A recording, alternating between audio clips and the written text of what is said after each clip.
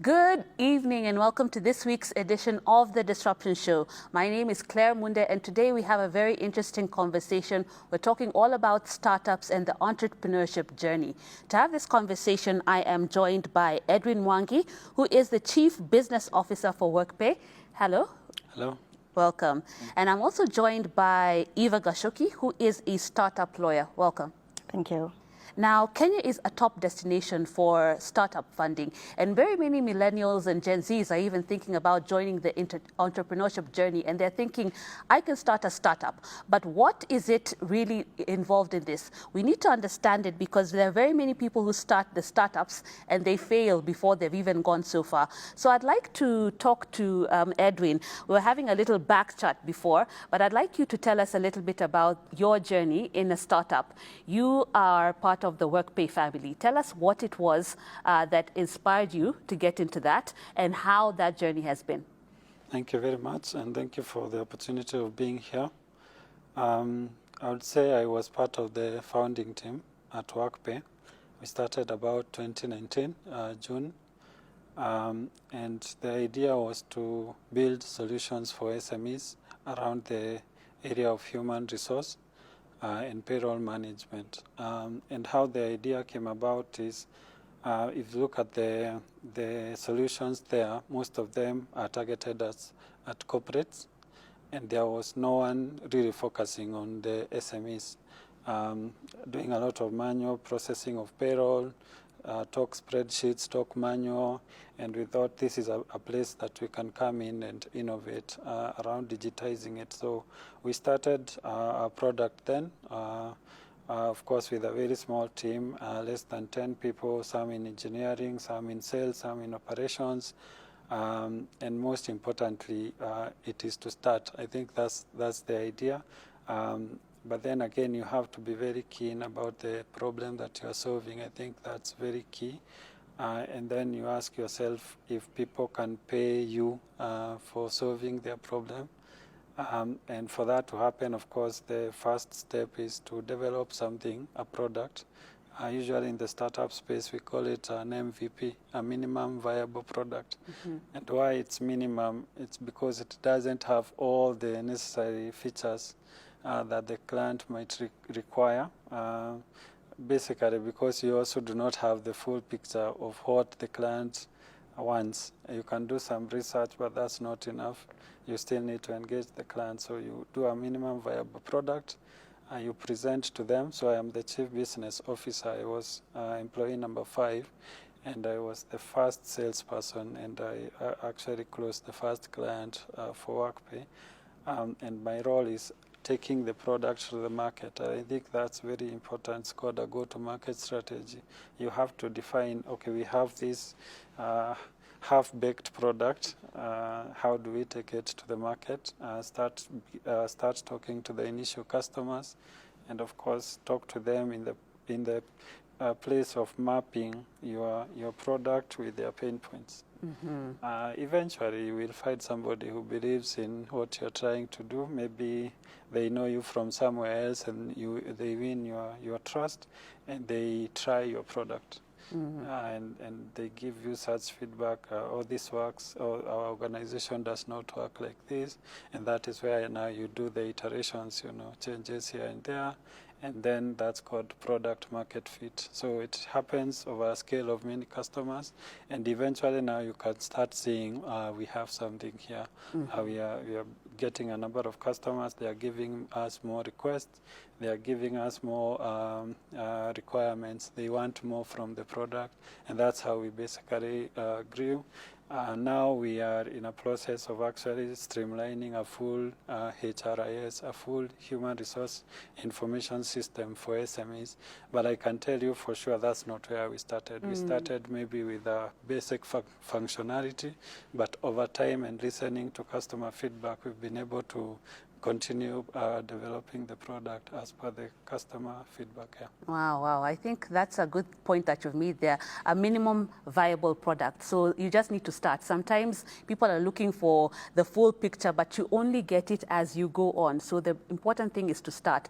But as you said, there are sometimes people imagine that they are going to start looking for funding without even hitting the ground. So it's important that you actually have a product on the ground and it's working before you can start getting those investors. And we'll talk a little bit about that because there are huge figures that are usually put out there. We read all the time, this startup got how many millions of dollars, and then you start thinking, for very many millennials and Gen Zs, they start thinking, this is where I need to be because there's a lot of money, but that's a whole different topic. But Eva, kindly tell us, what are some of the legal considerations we need to take into account before getting into the startup space and even the entrepreneurship space? You have dealt with a number of clients. What are some of the things that you see are underlying issues that sometimes are not addressed and can come and bite you, and what should be thought about beforehand? Oh, thank you for having me here as well. So the very first consideration, even before you start going into market, when you have your product ready, is how you want to be set up. What is going to be your kind of business vehicle? How are you going to structure your organization? Organizational structure part of it. How are you going to put together your corporate governance? So the business vehicle, how you get into the market, is very important. You find that most founders, they want to come and do everything. They want to be the CEO, they want to be the CTO, they want to be the salesperson. You cannot do everything. So the organizational structure comes in place at that time.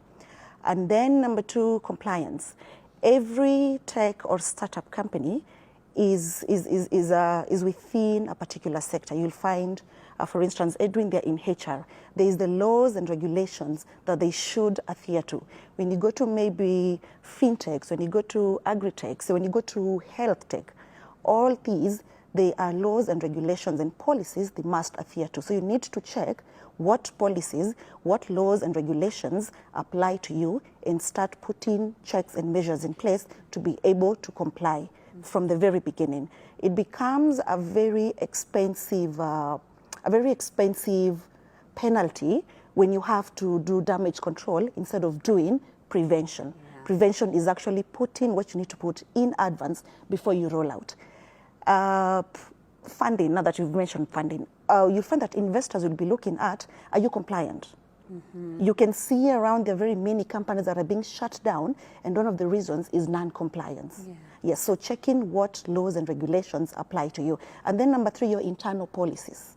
Because a business is guided by what the set of rules that are done internally, the policies, what guides you, what are your values. Yeah, in HR, you find what are the disciplinary measures. Mm. If you do not follow the proper disciplinary measures and an employee exits, they'll come back to you. Yeah. And they'll want a part of what you have. Yeah. So ensuring that you're fully compliant with external laws and also your internal policies. Okay. Yes. I think that's very important. So depending on what sector you are, make sure that you're compliant there so that you don't have problems. Now, I want us to talk about funding because this is a very big thing. You're already smiling because you know where I'm going. As I said, many people see people raising millions of dollars of money, but how does one go about starting to reach out for the funds? You've talked to us and told us you have to have that MVP in the first place. So you have that product, you've been in the market, you've gotten some clients who believe in your product.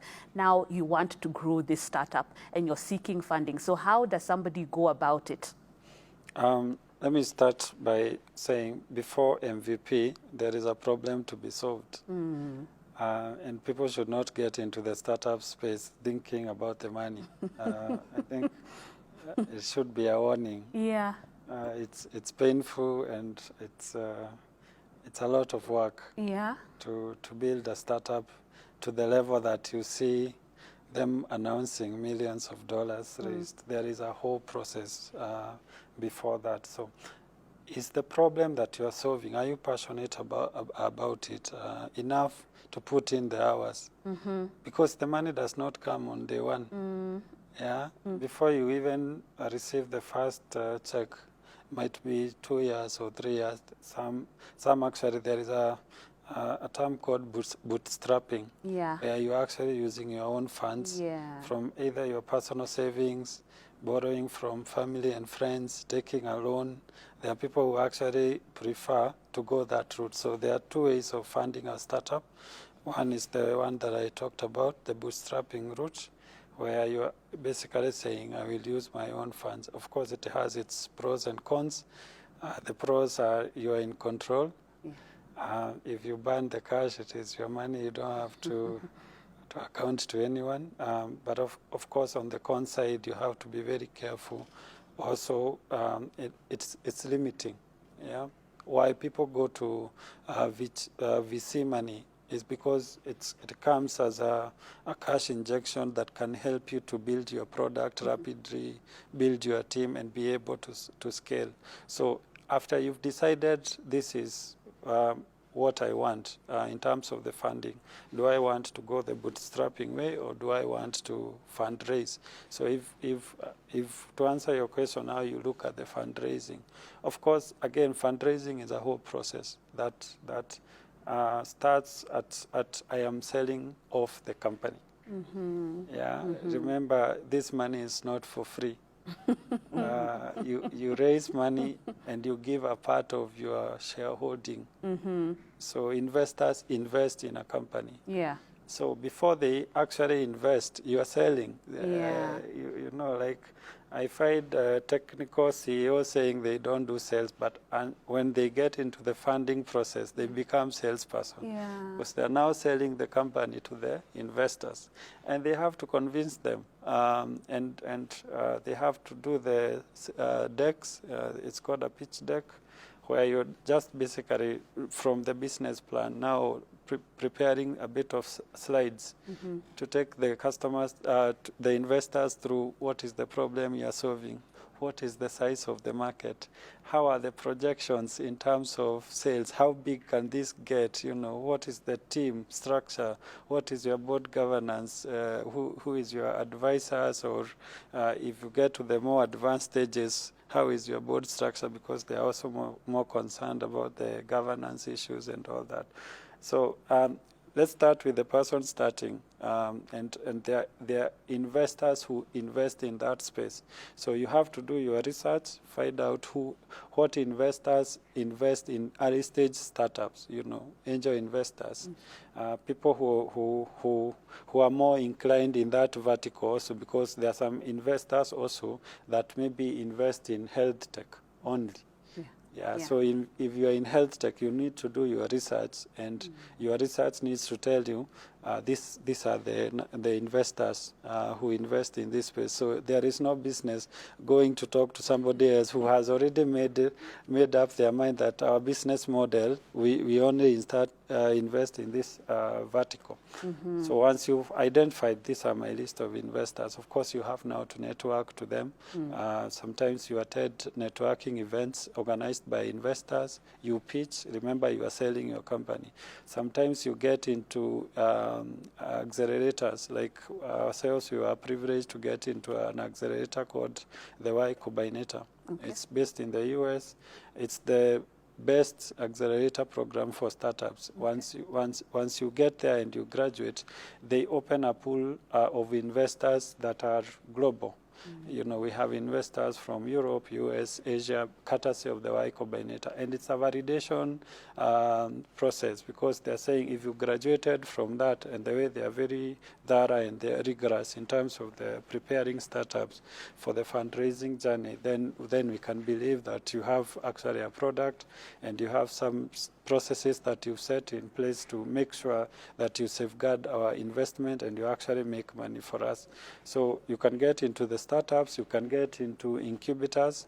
There are some incubators that startups go on, like there is a Google for Africa startups. It invites applicants every year to apply. We were also part of that before we went to Y Combinator. And they actually prepare you for the startup journey, and they bring all these mentors that tell you about product development, business development, legal, and all those other things. So again, you've gotten a network of investors. And then finally, you get lucky and you have somebody who is interested. And in that process, of course, you have also figured out your valuation. Again, that's very important. Because you ask, how do people come up with these valuations? Exactly. It's a whole science based on a lot of factors. But the one that I know that is very straightforward is a sales multiplier. So it's a science behind the revenue. It's a revenue multiplier. The revenue you are making, they put a certain multiple, and they are able to estimate your valuation. Wow. So you don't just come up with a number and say, out of the blue. valued $1 million. So no, there is a process. And that's why I said in the beginning, it's very important. If you want to fatten the bull, which is making that valuation look very, very nice, you have to do the basics. And the basics are the product, the traction, the initial customers, the revenues. You have to have paying customers. You have to run a very lean model in terms of the expenses. Observe all these things because they and the storytelling needs to be top notch, because how are you solving the problem? So you get the investors that now want to invest, you pitch to them, you agree on the valuation. They will tell you to give a discount sometimes because maybe they are the first ones to believe in you and all that, and then you agree on something called a term sheet. They will finally say, I want to invest, and here is the term sheet. Sometimes it is a standard template. You just sign because it has been reviewed by other people, but sometimes you also need to involve people like Eva to guide you on are these terms the best for you, because I have seen some startups sell themselves short in the beginning. Somebody is coming and taking over voting rights. Eva. And you are in infancy stage in terms of a startup, and they've said any decisions going forward, you'll have to be run by me because I'm the biggest, or they give you a fraction of the money and they take so much ownership. You know. I want Eva to chime in on that in terms of how do you make sure that you're getting a good deal? Yes, you want the money, but how do you make sure you're not selling yourself short? Because as you said, sometimes it's like you're giving away everything. You get this chunk of money, but what are you left with? So what should a person who is looking for funding look at when they get that offer? Is this good, or is it actually selling myself short? First of all, the first thing to understand is that this investor is looking out for their interest. Eventually, in the long term, they're looking at how they can best protect themselves in this deal. And for an investor to get to where they are, that they can afford to give you the money, they have a team of lawyers. So they have been advised before, including what falls into the term sheet, what falls into the agreements. They have been advised. They know what each and every part means of it. And them being investors, they know they have an idea of the possible loopholes. As a startup, you're probably in the market for the very first time. You're seeing now, you're happy about the money. So to ensure that you have your interests protected, you need to sit down with professionals. It will start with, of course, there's the lawyers to be able to go through the terms, for them to explain to you what each and every term means. You'll find that to an ordinary person, what they understand in the agreement could not be what it means. So you need the interpretation of a professional who actually has been trained to do that. When it comes to the parts of financials, you cannot interpret financials yourself. Speak to the financial guys. Have your auditors explain to you what something means. Valuation, again, speak to people who understand how that. An investor may come and tell you, no, we are going to value your company at this and this, because you see, if the valuation is down, it means the amount of money is not as much. So you need to get advice from the professionals in that field, so you can value your company adequately and properly. Yes, you find that startups, because of course, for lack of capital, they want to forego some of these things, and then in the future, it comes in becomes a problem. Yeah, Yes. yeah. I think what you're saying is true, that you're at that infancy stage, so you're trying to cut costs, but then later on you're like, oh my goodness, Yes. you sold everything. And Exactly. Yeah, so Yes. you really need to get those professionals to explain to you. Now, as we come to a close, Edwin, tell us a little bit about some of the trends that are happening in the tech space, whether it's HR or entrepreneurship in the startup space, that people should be looking out for that person who is still keen on starting a startup, because you've said a lot of things and a lot of people might be thinking, oh, it's not as simple as I thought. I need to go back to the drawing board. What are some of those things that we should be looking out for? I would say COVID was a blessing in disguise for the tech world, because it has helped us to, as the show is called, disrupt businesses. And we are looking at tech-enabled. I think that's the word, because there are a lot of problems in Africa, and as many as are the problems, are the opportunities for startups.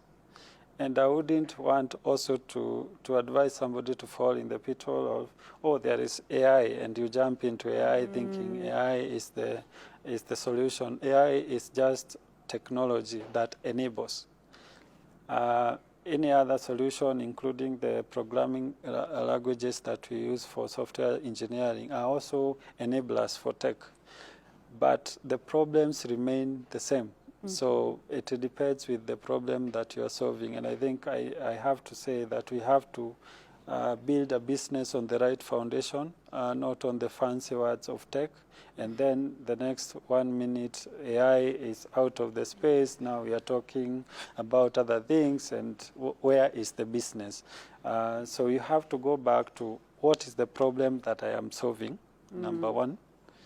What is the product that I am proposing to solve this problem, and then use tech to enable that.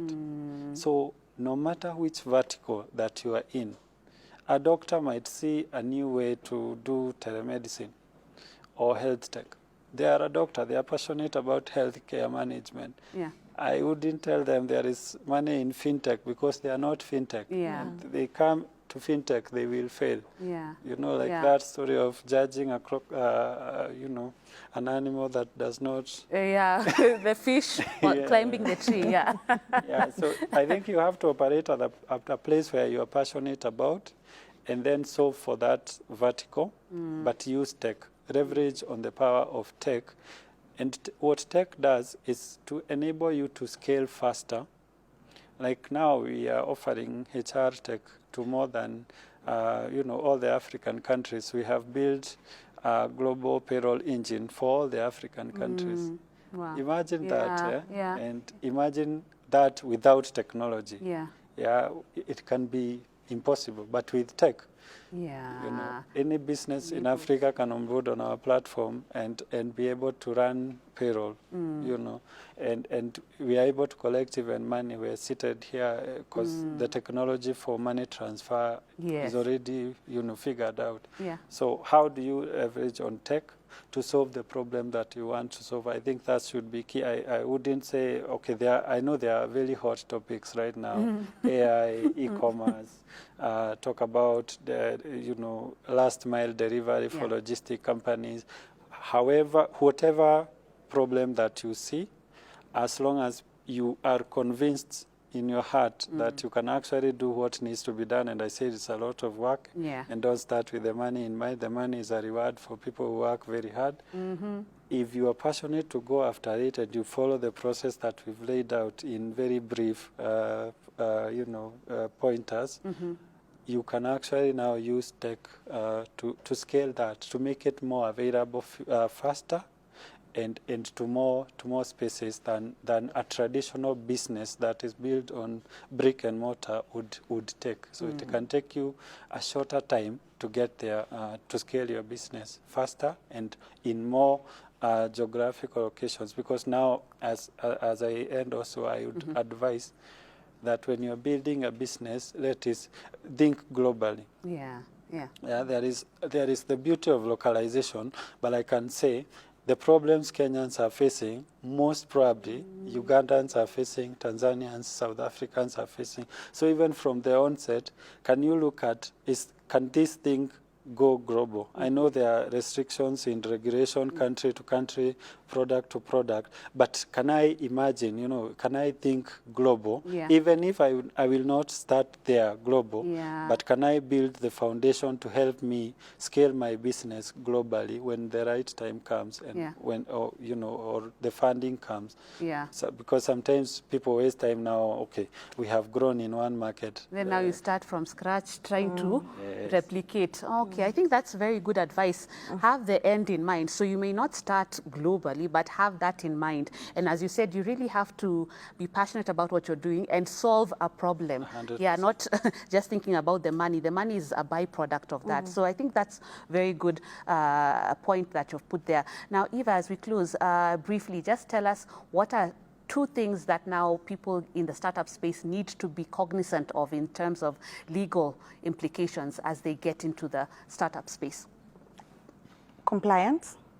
Find out what you need to comply with, starting from you know, laws and regulations within your sector, all the way to taxation and your internal policies. So compliance is very important. And then how you organize your business. Because the people, when it comes to the organizational structure, the people you put in the company have the capability to drag you back or to push you forward. So how you organize your business, how you pick your talent, how you fill in the skills gap within the business. And of course, ensuring that before you commit to anything that is commercial, have the right professionals advise you. Okay, awesome. Yes. That's good. So have the right professionals and get the advice. Just get the advice. Just get the advice. And be compliant. You focus on business. Yes. Focus on bringing in the money. Yeah. Let the other professionals help you build the business. Awesome, awesome. I think that's a good way to wrap up this conversation, which we could go on and on about. But thank you, Edwin and Eva, for that conversation. And I hope you've gotten something out of it. If you still want to start that startup, please remember the money is a byproduct, not the first thing, because it's going to take a lot of long nights. So thank you for that. And until next time, have a good evening.